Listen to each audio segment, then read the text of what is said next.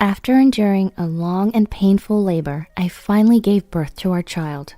Looking forward to holding my much-anticipated baby, I noticed the midwives conferring with troubled expressions. Could something be wrong with the baby? I couldn't believe my ears when one of the midwives approached and said, "The baby has dark skin. It seems there might be non-white ancestry." My name is Christine. I'm 25 years old. Alden, my husband, and I are approaching our 3rd wedding anniversary. Having lost my parents in an accident a few years ago, Alden is the only family I have left. But things between us haven't been great lately. Lately, Alden often comes home late, claiming he's busy with work and barely spends time at home during weekends. Our moments together started decreasing, and he hardly spoke to me anymore. I was deeply bothered by Alden's distant behavior. "Hey, did I do something wrong? If I upset you, please tell me," I said one day to Alden. But Alden just brushed it off. "No, it's nothing. I'm just tired from work," avoiding eye contact. "But you've been so distant. If I'm at fault, I want to fix it," I pressed. Alden sighed. "You know, being constantly questioned like this is really annoying." I was devastated hearing him say that. From then on, I couldn't bring myself to talk about his behavior, and the days just went by. However, a few weeks later, Alden suddenly suggested going on a trip. "How about a weekend getaway to a national park? I could probably take time off work." Having been distant for so long, Alden's proposal was a pleasant surprise. "I'd love to. Why the sudden change of heart?" "Sometimes I just want to spend time with you," he admitted. Tears welled up in my eyes. I was secretly hoping that this trip might bring us closer again. "This hotel has a great bar on the top floor. Want to stay here?" Alden said as he showed me the hotel's website. It featured a photo of a cozy-looking bar. "It looks great. Let's go there." So we decided on a weekend getaway to the national park. On the day of the trip, after a day of sightseeing, we checked into the hotel. After a luxurious dinner, we headed to the bar on the top floor. It offered a beautiful panoramic view. "It's even better than the photos. Thanks for bringing me here," I told Alden, who smiled warmly in response. "Let's make the most of tonight. How about a drink, Christine?" Taking Alden's suggestion, I ordered a fruity cocktail. Feeling the happiness of sharing this moment with Alden made my heart full. I thought maybe things between us could be like before. As I sipped my drink, an overwhelming drowsiness suddenly overtook me. My head became cloudy and my vision blurred. "Christine, are you okay? Did the drink hit you?" Alden, noticing my state, looked concerned. "It's strange. I barely drank, but I'm so sleepy." "You're probably tired from the day. I'll carry you to the room, and you can rest." Alden offered, and I nodded in agreement. It's odd, I've always held my liquor well. I soon fell into a deep sleep. When I woke up the next morning, Alden was already up. "Good morning, Christine. Did you sleep well?"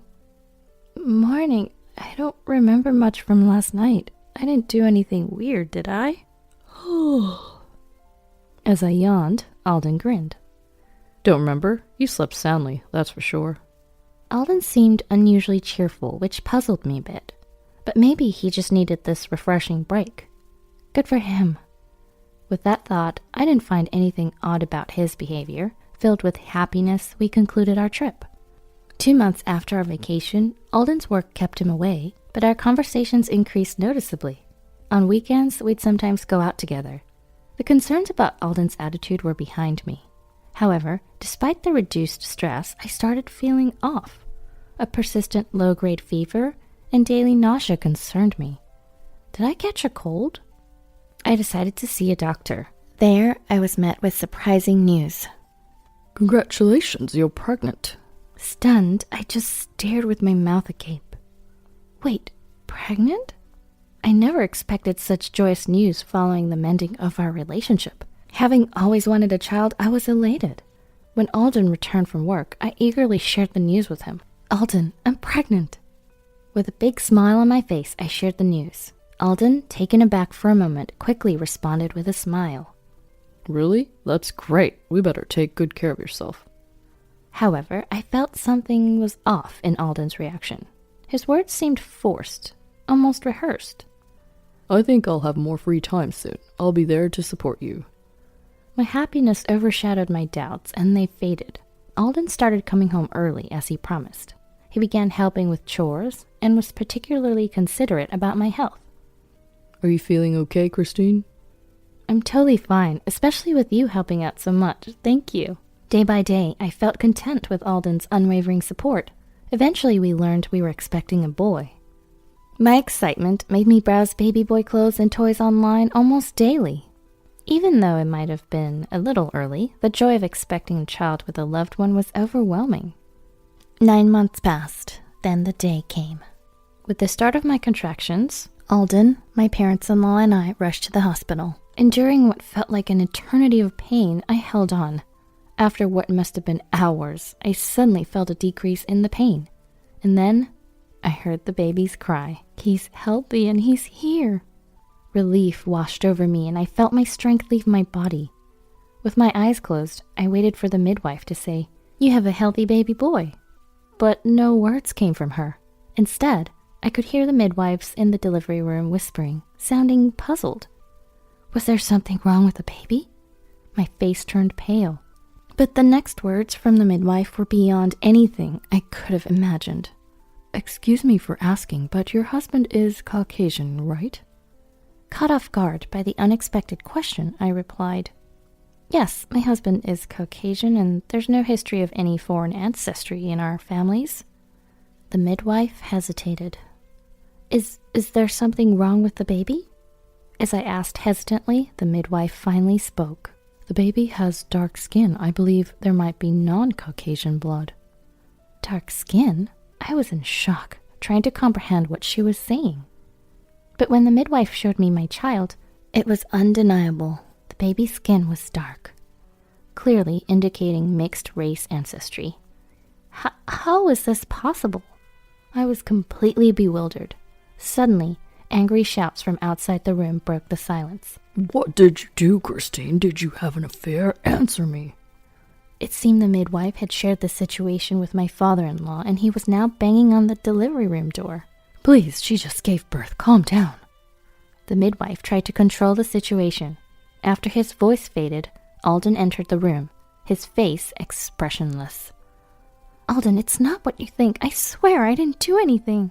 As I pleaded, Alden looked at me and coldly said, "So, you had an affair, but you got lonely while I was working. We're getting a divorce, and I'll make sure to claim damages." Alden looked at me with a cold expression, but to my astonishment, a chilling smile appeared on his face. Alden was laughing. "Alden?" The moment I called his name, his expression returned to its former coldness. Just leave everything to the lawyers, and never show your face to me again. With that, Alden left the delivery room. Why? Why is this happening? I've never had an affair. I have no memories of any indiscretions, not even in a drunken state. I never even dined out alone when Alden was away for work. Felt like my mind was a whirlwind. Why? Why is this happening? All I could do was clutch my head in overwhelming confusion. Subsequent DNA testing confirmed that the baby wasn't Alden's. Upon my discharge from the hospital, Alden immediately presented me with divorce papers. "Once I gather evidence of your affair, expect to pay for it," he said coldly. After that, he left our home. The house was under Alden's name, which meant I'd soon need to leave too. How did it come to this? This can't be right. Desperate for answers, I thoroughly researched every possible explanation for my baby's skin color. Could it be a genetic mutation? Maybe a distant relative from a different race? But no matter what I discovered, the DNA results remained a significant barrier. Every day was a struggle, unable to prove my innocence. As I raised my baby, whose father remained unknown, I spent my days crying. To make matters worse, my in-laws barged into my house daily, hurling insults and accusations at me. "You ungrateful wretch, after all the sympathy and support we gave you after your parents' death, you repay us with this." I didn't do anything. Why doesn't anyone believe me? No one believed a word I said, and my spirit was nearing its breaking point. 2 weeks had passed since Alden left our home.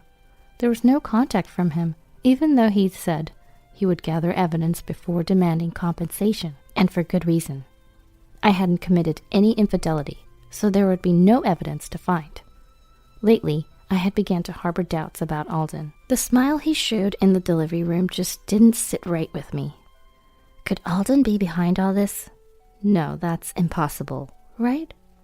If Alden had plotted something, I had no clue why or how he would. I shook my head, trying to shake off the absurd thoughts. Maybe some fresh air would help clear my mind. Come to think of it, I haven't really been out much lately. I've been living in fear, worried that the news had spread in the neighborhood, or that I might run into my in-laws. If I stayed cooped up any longer, I'd just sink deeper into despair. So I decided to take my baby out in his stroller.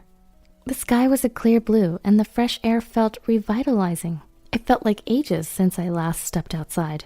If I knew it would be this refreshing, I would have done this earlier. Lost in those thoughts, I took a walk in a quiet park. In the stroller, my baby was sound asleep. You did nothing wrong. I'm sorry you got tangled in our issues, I whispered, gently caressing my baby's head.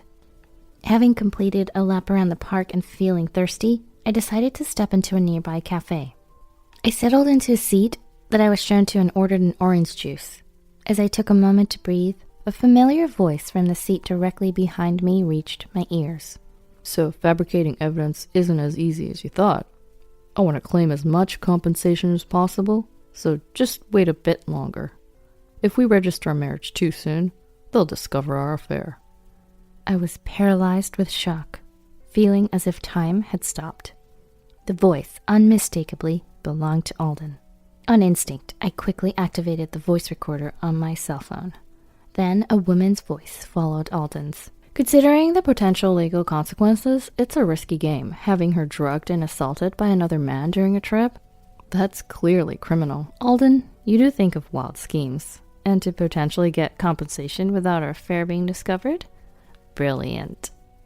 Yup, waving a bunch of money in front of a guy got me an immediate yes. Getting the sleeping pills was the challenging part. What? He had me assaulted by another man? My heart pounded deafeningly. Looking back at the trip Alden and I took, everything began to make sense. My husband, who hadn't come home for days, suddenly suggested a trip.